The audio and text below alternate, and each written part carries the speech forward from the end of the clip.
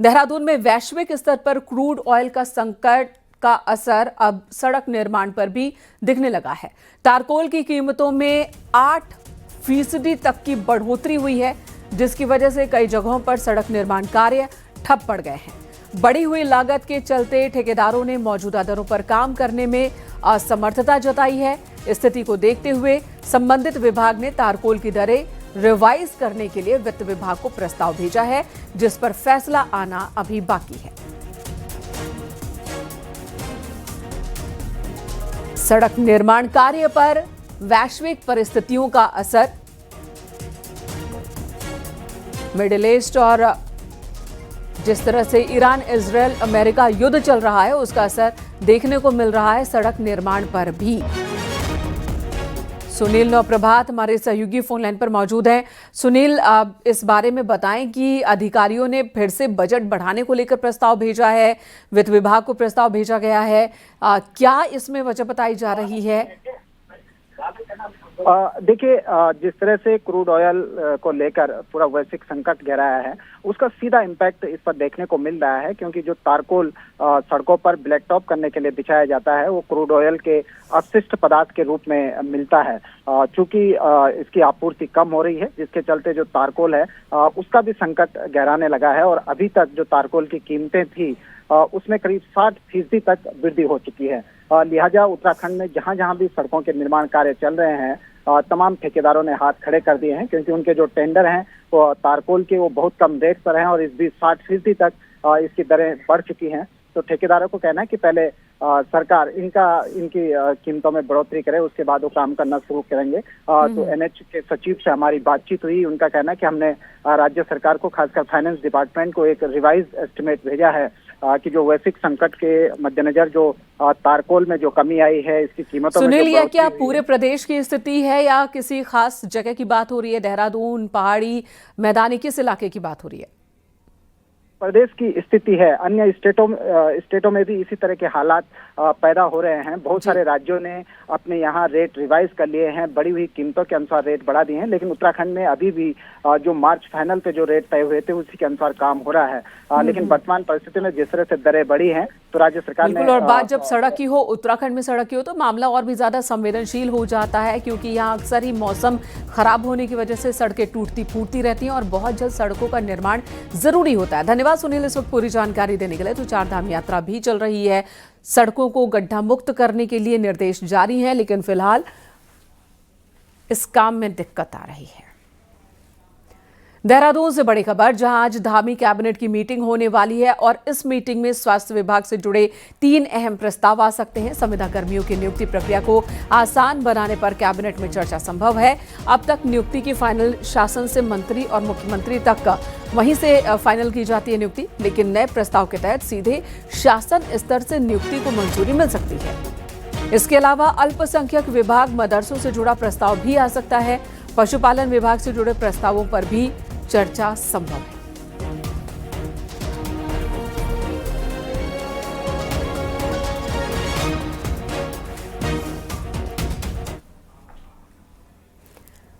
सत्ता में आने पर जिस परिवार से कोई सरकारी नौकरी में नहीं है, हर उस गरीब परिवार की एक महिला को सरकारी नौकरी देने के कांग्रेस प्रदेश अध्यक्ष गणेश गोदियाल के चुनावी वायदे को बीजेपी ने निराधार करार दिया। बीजेपी प्रदेश अध्यक्ष महेंद्र भट्ट का कहना है कि सत्ता में आना कांग्रेस के लिए सपने के समान है और इसलिए इस तरह की खोखली घोषणाएं कर रहे हैं वो।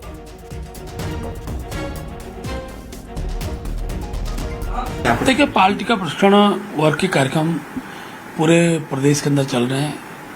अभी हमारे जिला स्तरीय प्रशिक्षण कार्यक्रम, इससे पहले मंडल के समापन हुए, अब जिला स्तरीय वर्ग के हमारे ट्रेनिंग कैंप चल रहे हैं।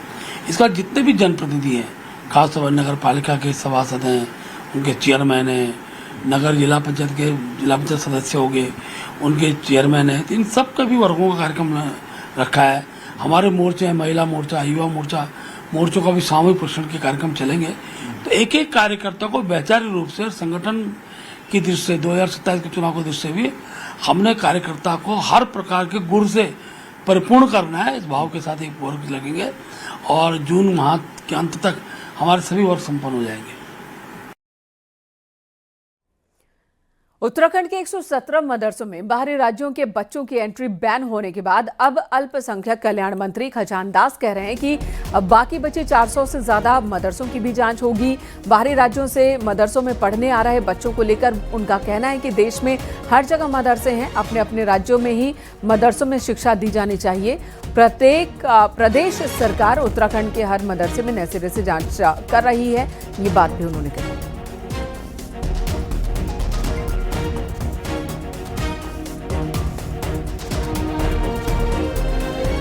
और विशेषकर और जो अन्य मदरसे हैं उनकी भी पूरी तरह से जांच की जाएगी और 50% से अधिक बच्चे बाहरी राज्यों के यहाँ पर पढ़ने आ रहे हैं और इसको लेकर के माननीय मुख्यमंत्री जी ने जो दिशा निर्देश दिए हैं उसका परिपालन किया जाएगा और प्रत्येक मदरसे की जांच की जाएगी और ये जो 117 मदरसे हैं ये चिन्हित किए गए हैं और इनको सख्त हिदायत दी गई कि कोई भी बच्चा बाहर का अब नहीं पड़ेगा यहाँ पर।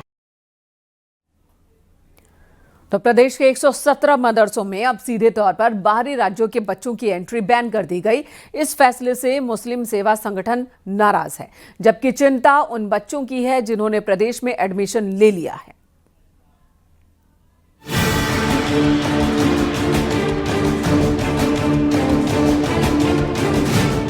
उत्तराखंड के 117 मदरसों में 50,000 से ज्यादा बच्चे बाहरी राज्यों के हैं, लेकिन अब किसी भी बाहरी राज्य के बच्चे को उत्तराखंड के वक्फ बोर्ड के तहत चल रहे मदरसे में एंट्री नहीं मिलेगी।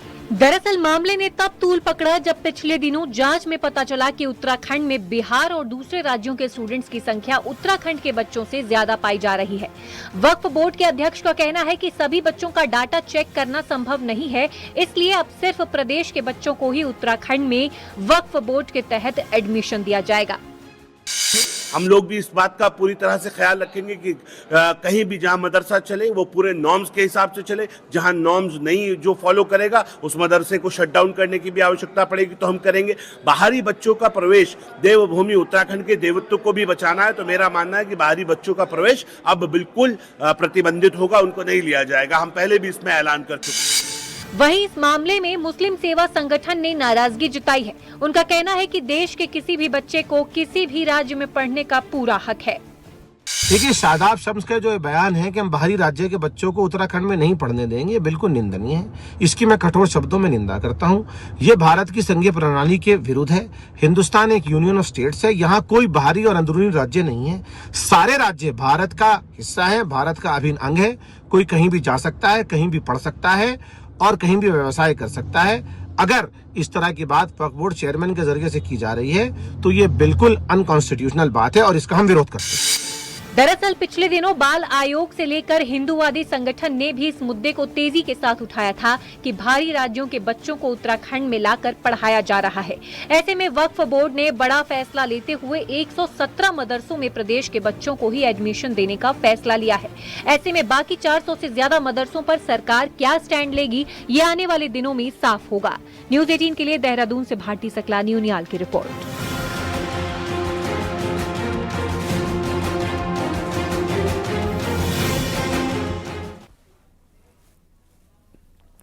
देहरादून में नर्सिंग अभ्यर्थियों का आंदोलन लगातार जारी है। तीसरे दिन भी आंदोलन पर है सभी अभ्यर्थी। देहरादून के परेड ग्राउंड में पानी की टंकी पर ये चढ़े हुए हैं। 2 रात इन्होंने टंकी पर ही गुजारी है। मंगलवार को भी किसी भी मांग पर प्रशासन से सहमति नहीं बन पाई। वर्षवार भर्ती की इनकी मांग है। इसी मांग को लेकर लंबे वक्त से ये प्रदर्शन कर रहे हैं और बीते 3 दिनों से पानी की टंकी पर चढ़े हुए हैं। कांग्रेस ने भी इस आंदोलन का समर्थन किया है। आंदोलन स्थल पर कांग्रेस महिला अध्यक्ष ज्योति रौतेला समेत दूसरे लोग भी मौजूद हैं।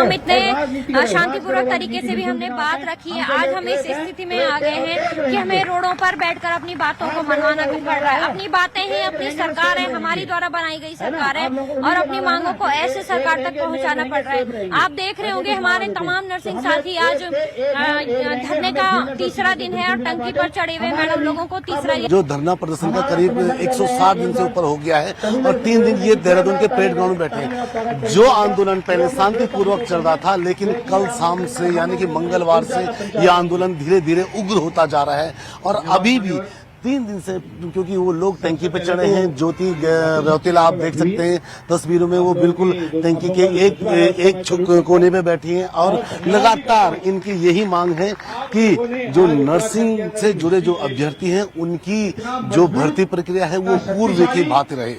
कैमरा सोई दीपक उपाध्याय के साथ में सत्येंद्र बड़वाल, न्यूज 18 देहरादून। हरिद्वार जिले के सुल्तानपुर में विवादित मस्जिद निर्माण का काम एक बार फिर शुरू होने का मामला चर्चा में आ गया। सोशल मीडिया में इसे राज्य की सबसे बड़ी मस्जिद और सबसे ऊंची मीनारों वाली मस्जिद बताया जा रहा है। तकरीबन 7 महीने पहले जिला प्रशासन ने निर्माण कार्य पर रोक लगा दी थी, लेकिन अब दोबारा से इसका निर्माण शुरू हो गया।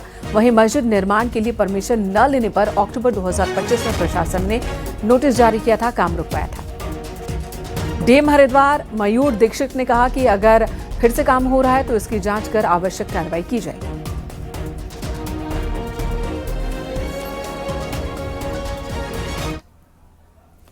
देहरादून के सुभाष नगर इलाके में 2 पक्षों में जमकर मारपीट हुई है।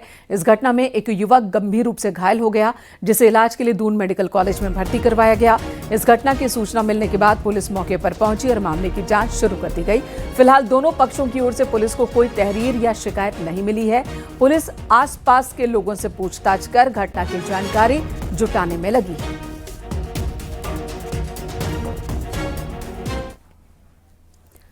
उत्तरकाशी के मोरी में एक बड़ा हादसा होते होते टला है, जब टोंस नदी के तेज बहाव में एक युवक जेसीबी मशीन समेत बीच धारा में फंस गया। हालात ऐसे बन गए कि युवक के लिए खुद बाहर निकलना मुश्किल हो गया। घटना की सूचना पर एसडीआरएफ की रेस्क्यू टीम पहुंची और युवक को सुरक्षित बाहर निकाला। जेसीबी का ऑपरेटर अमित वर्मा, जो चक्राता का रहने वाला है, बताया जा रहा है कि जेसीबी मशीन अभी भी नदी में ही फंसी हुई है।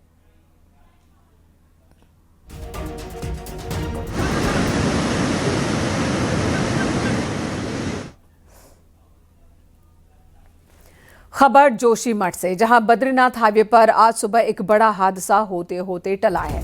तेज रफ्तार आर्टिका सड़क पर खड़ी गाड़ियों से टकरा गई, जिससे सड़क किनारे खड़ी एक कार नीचे जा गिरी और दूसरी गाड़ी भी क्षतिग्रस्त हो गई। इस हादसे में आर्टिका सवार 5 यात्रियों को मामूली चोट आई है, उन्हें अस्पताल ले जाया गया। गनीमत रही कि इस हादसे में कोई बड़ा नुकसान नहीं हुआ। 6 के अराउंड शायद ऐसा हुआ कि एक अर्टिगा वाला था, यहाँ पे 2 गाड़ी लगी थी हमारे मोहल्ले की, तो ये आया यहाँ से तेज 5 अपने यात्री लेके आया और साथ में इनके 2 रिलेटिव थे आगे बैठे हुए। तो बहुत तेज रफ्तार में था गाड़ी के, मैं अभी चेक करा मैंने, गाड़ी के अगले टायर जो वो भी घिसे हुए। तो इसने से पहले मेरी गाड़ी पे टक्कर मारा, तो गाड़ी वहाँ से उछल के डायरेक्ट यहाँ पे पहुँची है। प्लस वहाँ पे एक बुलेरो खड़ी है, वो भी लोकल की आप यहाँ पे आसपास, तो बाकी वहाँ पे लगी और वहाँ पे अटकी गाड़ी। तो यात्रियों को तो कुछ हुआ नहीं, ड्राइवर भी सेफ है, आगे जो बैठा वो भी सेफ है। विकासनगर के मटक माजरी इलाके से एक हैरान करने वाली तस्वीर सामने आई, जहां एक रेस्टोरेंट की पार्किंग में खड़ी एक कार अचानक ही बेकाबू होकर शक्ति नहर में गिर गई, जिसका वीडियो सामने आया है।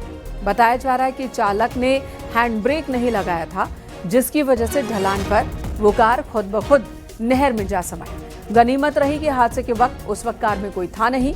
सूचना पर एसडीआरएफ की टीम पहुंची, क्रेन की मदद से कार बाहर निकाली गई।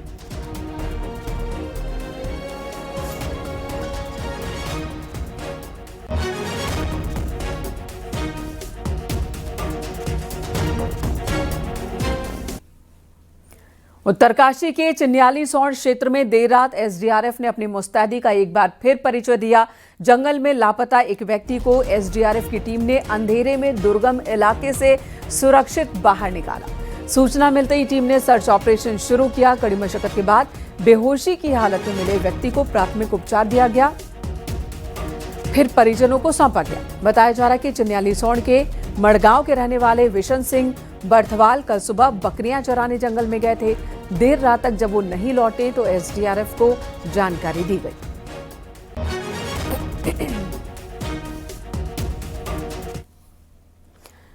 देहरादून जिले की हरबटपुर नगरपालिका में करप्शन के मुद्दे पर बीजेपी और कांग्रेस आमने सामने हैं। दरअसल हरबटपुर नगरपालिका में बीजेपी से जुड़ी नीरू देवी अध्यक्ष हैं। कांग्रेस ने आरोप लगाया कि नगरपालिका में कई सामानों की खरीद में गड़बड़ी की गई है। अपने दावे के समर्थन में पार्टी ने आरटीआई से मिली जानकारी दी है। कांग्रेस नेताओं ने प्रेस कॉन्फ्रेंस में कहा कि नगरपालिका में एक ट्रक है जिसकी उम्र 2014 में ही पूरी हो चुकी थी, लेकिन उसका इस्तेमाल अब भी चल रहा है। कर्मचारियों की जिंदगी के साथ खिलवाड़ हो रहा है। इधर नगरपालिका अध्यक्ष ने आरोपों को राजनीति से प्रेरित बताया।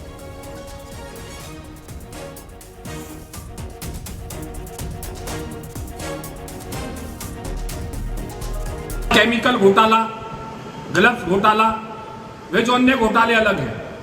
उसके अलावा जो गाड़ी डंपर था, उन्होंने दर्शाया कि यह पूर्णतः फिट था। उसकी 2014 में फिटनेस ही खत्म हो चुकी है और 2014 के बाद उसकी फिटनेस नहीं हुई। सरकार के द्वारा सब व्यवस्थाएं, एजेंसियां जांच कराई जाए। अगर साबित करते हैं, कांग्रेस के कार्यकर्ता साबित कराए ना, अगर घोटाला है तो वो साबित होगा। ऐसे कहने से नहीं होता। किसी पर मैं चलते चलते आरोप लगाने लगूं, क्या ये वो आरोप सही है? बिल्कुल झूठ, सरासर झूठ।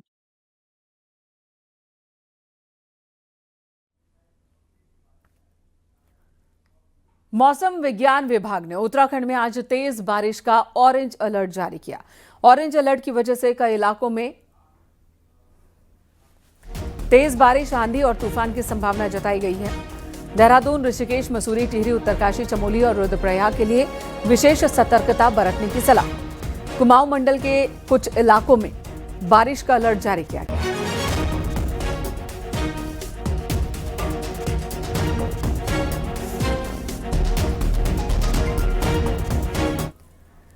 प्रदेश में बेमौसम हो रही बारिश से कृषि बागवानी कर रहे किसानों को बहुत नुकसान हुआ। तकरीबन 292 किसानों की फसल चौपट हो चुकी है। बागवानी करने वाले किसान प्रभावित हुए हैं। हालांकि बागवान किसानों ने फसल बीमा करवाया था। जिन किसानों ने, उन्हें उसी के अनुसार मुआवजा दिया जाएगा। कृषि मंत्री का कहना है कि सरकार किसानों के साथ खड़ी है। किसानों को नुकसान नहीं होने दिया जाएगा।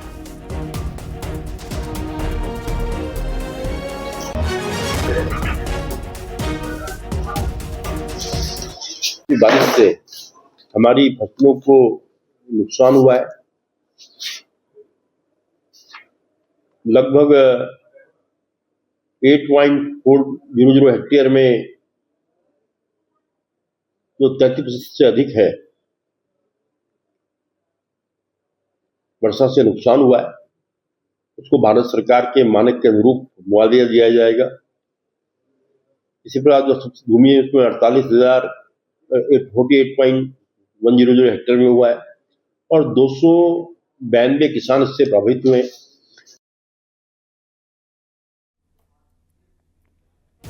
बेमौसम बारिश से कृषि बागवानी को नुकसान, और ऐसे में सरकार की ओर से ये भरोसा दिया गया है कि उचित मुआवजा सभी प्रभावित किसानों को दिया जाएगा।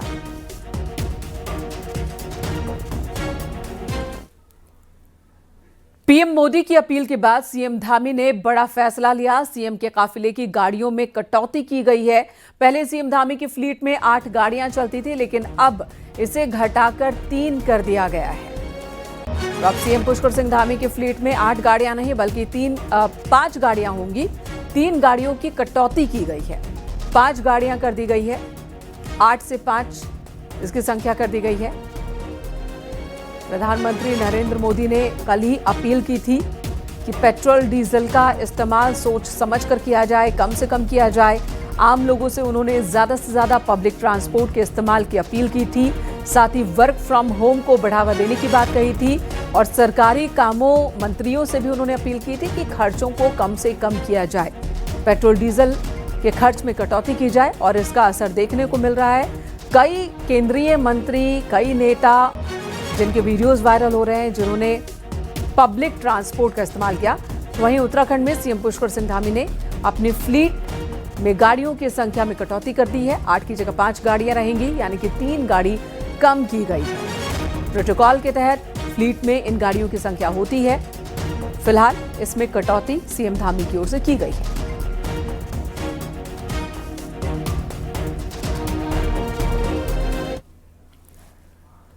हरिद्वार के प्रतिबंधित क्षेत्र में ऑनलाइन नॉनवेज खाना डिलीवर करने के मामले में नगर निगम प्रशासन हरकत में आया। ऑनलाइन डिलीवरी करने वाली कंपनी को ईमेल के जरिए चेतावनी दी गई। नगर निगम की ओर से दी गई चेतावनी में कंपनी को प्रतिबंधित क्षेत्र में ऐसे आइटम की डिलीवरी न करने और अपने राइडर्स को भी निर्देश जारी करने की बात कही गई। आपको बता दें, हरिद्वार मांस मंदिरा प्रतिबंधित क्षेत्र है।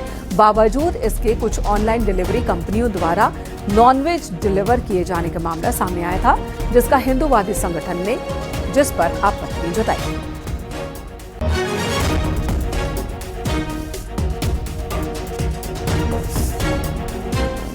ये स्पष्ट निर्देश दिए गए हैं कि इस प्रकार की कोई भी एक खाद्य सामग्री नगर निगम क्षेत्र में कहीं भी आपको नहीं भेजनी है इस प्रकार से। बाकी हमने बायलॉज जो बनाए हैं उसमें तो है ही कि कच्चे मांस की बिक्री प्रतिबंधित है, वो भी हमारा गजट नोटिफाइड होना है।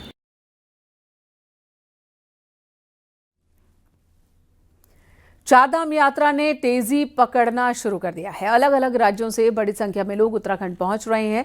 उत्तराखंड सरकार द्वारा मुख्य यात्रा पड़ाव पर स्वयं सहायता समूहों की स्थापना की गई है। महिलाओं द्वारा संचालित स्टॉल्स पर उत्तराखंड के खान पान को प्रमोट भी किया जा रहा है, जिसे तीर्थ यात्री पसंद कर रहे हैं। ट्रांजिट कैंप में महिला स्वयं सहायता समूह ने स्टॉल लगाया, उत्तराखंड के स्थानीय उत्पाद और खान पान को परोस रहे हैं।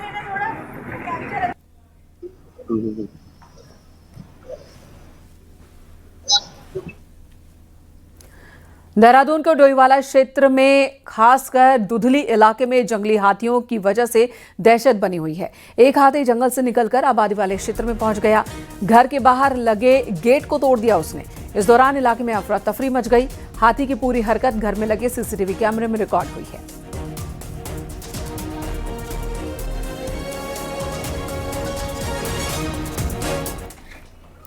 विश्व प्रसिद्ध संत नीप करौरी महाराज के जीवन पर आधारित फिल्म को आखिरकार सेंसर सर्टिफिकेट मिल ही गया, लेकिन इसके पीछे की कहानी सेंसर बोर्ड कार्यप्रणाली पर गंभीर सवाल खड़े करती है।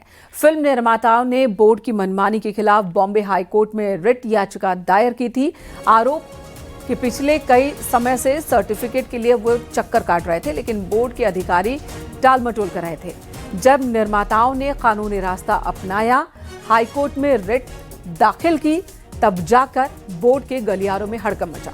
सूत्रों का कहना है कि कोर्ट की संभावित फटकार और कानूनी कार्रवाई के डर से ही सेंसर बोर्ड ने अब सर्टिफिकेट दिया है। जो काम हफ्तों से रोका हुआ था, कोर्ट की खबर मिलते ही तुरंत ही काम हो चुका है।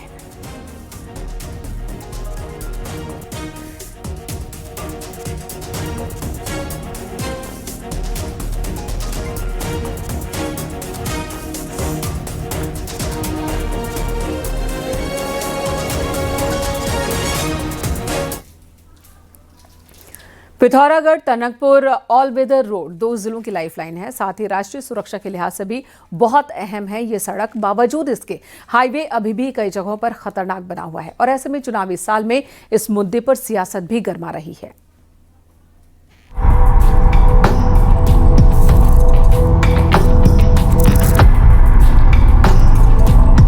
₹150 किलोमीटर के हाईवे को ऑल वेदर में तब्दील करने में 1500 करोड़ की धनराशि लगी, लेकिन सालों गुजरने के बाद भी बॉर्डर के इस हाईवे में सब कुछ सामान्य नहीं है। स्वाला बैंड में तो 25 करोड़ की लागत से ट्रीटमेंट का काम हो रहा है, लेकिन दिल्ली और घाट बैंड की सूद किसी ने भी नहीं ली। घाट बैंड में तो दरकती पहाड़ी यात्रियों के लिए खतरा बनी है। हल्की बारिश में ही ये पहाड़ों में लटका मलबा दरक रहा है, लेकिन साल भर से भी पड़े मलबे को अभी तक भी हटाने की जहमत किसी ने नहीं उठाई। बार बार ये कहते हैं कि हमारा पर्यटन प्रदेश है, पर्यटकों की आवाजाही के लिए हम 24 घंटे इस रोड को सुचारू करेंगे, लेकिन आज भी इस सड़क की हालत बहुत ख़राब है। वर्तमान समय में आदि कैलाश यात्रा चल रही है, लेकिन पर्यटक अभी भी परेशान होकर जान जोखिम में डालकर यात्रा कर रहे हैं। विपक्षी दलों ने चुनावी साल में ऑल वेदर रोड के मुद्दे को गरमाया है। चंपावत और पिथौरागढ़ की 6 विधानसभा सीटों का चुनावी गणित ये मुद्दा बिगाड़ भी सकता है।